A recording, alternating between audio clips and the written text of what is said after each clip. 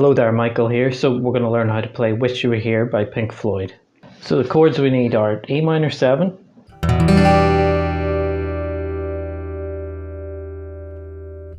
G5,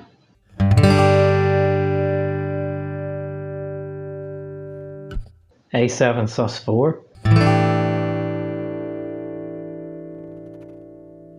C/G, D/F sharp. So that's D, and you're putting your thumb on the second fret of the 6th string. Try and mute the A string. If that's too tough, a regular D will do. A minor as well.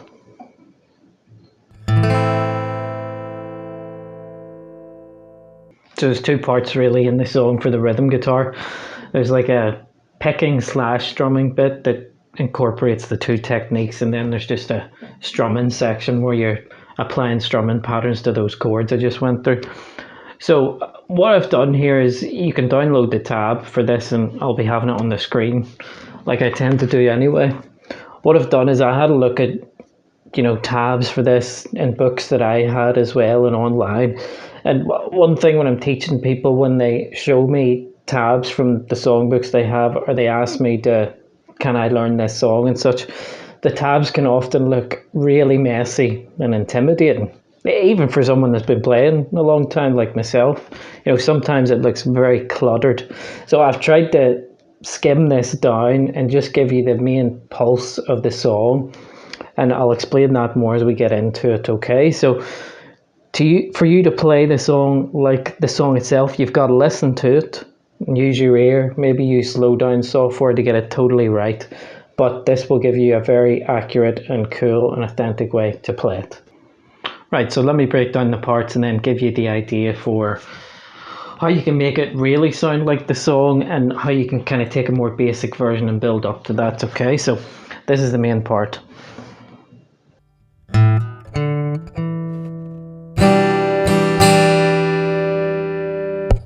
So have your E minor 7 in your mind, okay, but just leave these two little guys sitting there.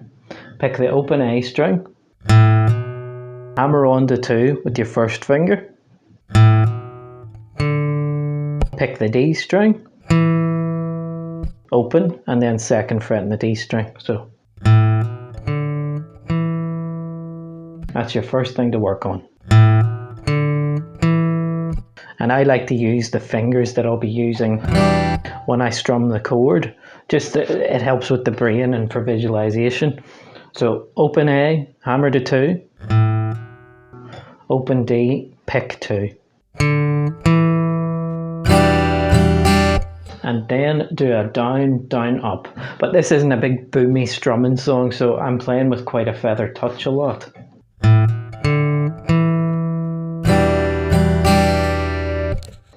Now, that will give you a really good idea of how the song goes. Okay, you're doing little picking bits and then doing down, down, up quite a lot. Now, when you listen to the song, there's always variations of the strumming. And you can hear extra little downs and ups in there and stuff. So what I'm going to suggest at first is do not worry about that stuff, and don't let very detailed tabs put you off. Simply do the down, down, up after you've done that little lead guitar fill.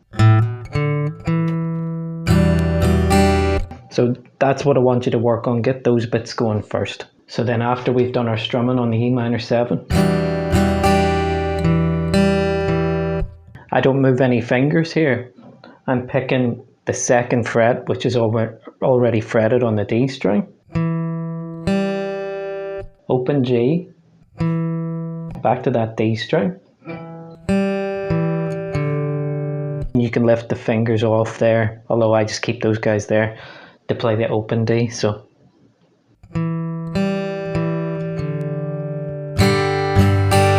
and there's that down, down, up again as we go for the G5.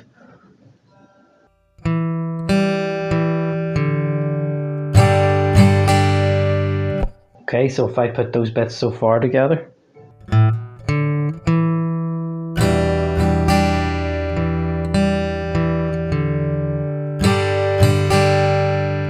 Okay, you get that going, that'll really help you out for the rest of the tune. So after we've strummed the G5, pick where your the third fret of the low E string, your second finger will be there. Then you go to the A string, pick open string, hammer to 2, and then open D string again.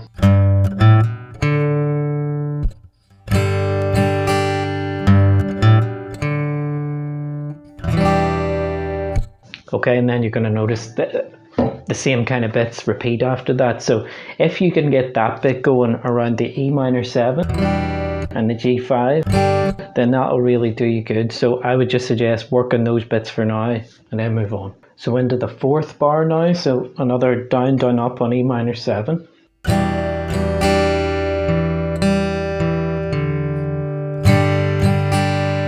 Then that was into bar 5. You notice it's the same parts you just learned. Then the same run after you've done the G5.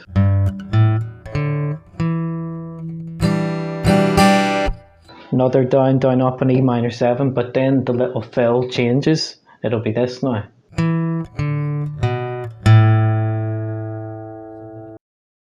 So that's in bar 6, and you're going to pick 2 on the D string to open, to 2 on the A string to open on the A string. And again, I'm just using the fingers that would kind of naturally fall there to play the E minor 7 chord that you're kind of outlining through little fills. Then we've got slightly different chord. This is that A7 sus4. Again, those guys are just sitting there the whole time. Your first 2 fingers are on the middle set of strings this time instead of down there for E minor 7. So that's our chord now. So it's down, down, up, down on this.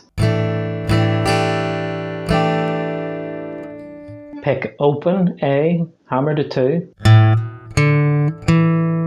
Pick 0 on the D string and then 2. It's back to E minor 7 with the down, down, up. Then pick 2 on the D to open on the D. 2 on the A to open on the A. Then this A7 sus4 again. Another down, down, up, down.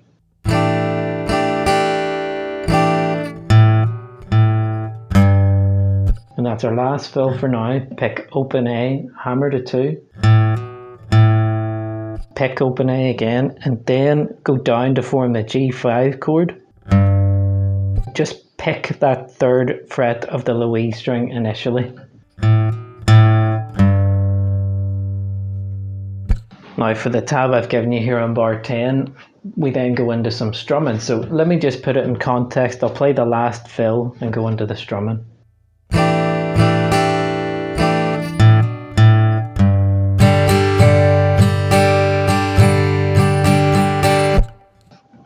So let me just choke off the strings to let you hear that in a percussive way.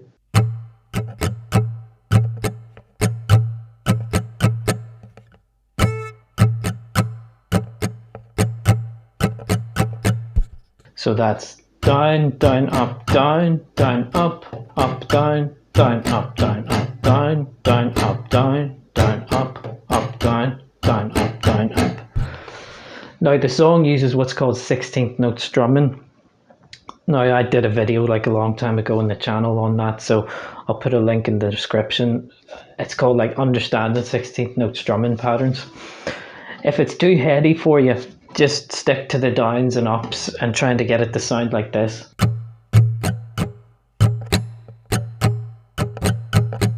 But we can count that in a certain way, so let me do that now with a little bit of visual help. So if I hold the G5 chord and then I will count the strumming pattern as I do it. So 1 and a, 2 and a, E and 4 E and a.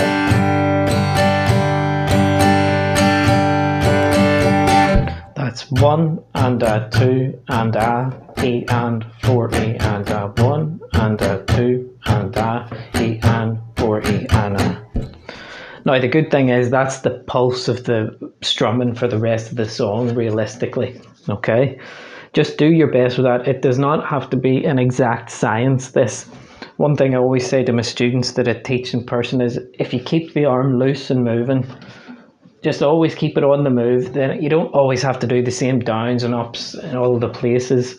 And when you listen to all these songs, the strumming's never exactly the same. And when they do live, it's never going to be the same either. You've got to not let it bug you too much about playing it like an exact science. Okay? Let me just vamp a G5 for you, and I'll stop talking for a minute so that you can try and play along with me, okay?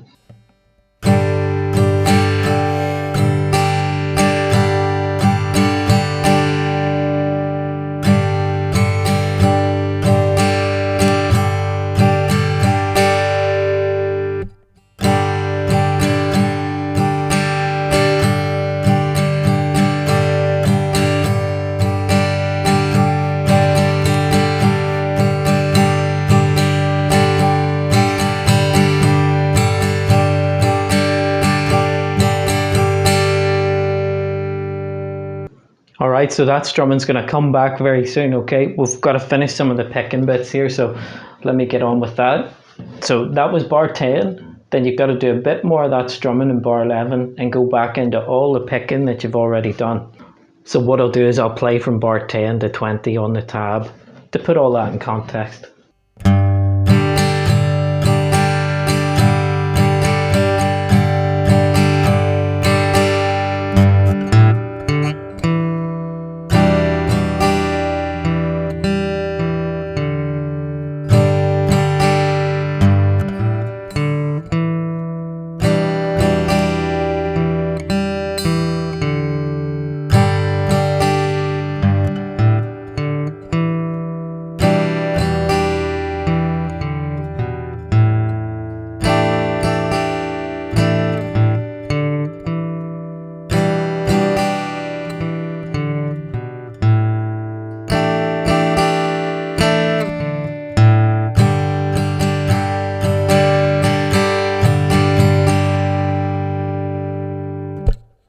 On we go then, so from bar 21 on, gets a bit simpler for a while. I suppose it depends on your perspective, what you find trickier.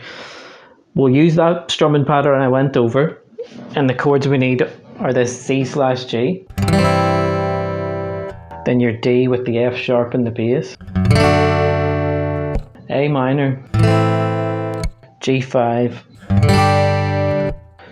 D/F sharp, C/G, A minor, G5. So those 8 bars there, I'm just going to strum through for you.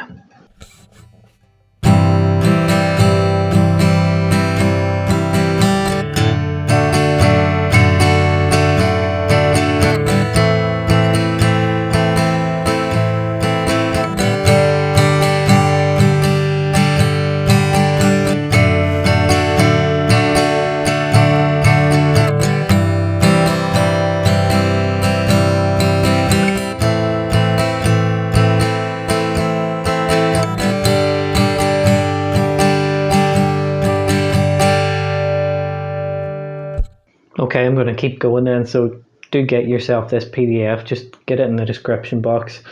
I'm going to go on to the next page, and I'm going to play from bar 29 all the way to 45, which would actually repeat again, but I'll just play it through once to put it all in context for you.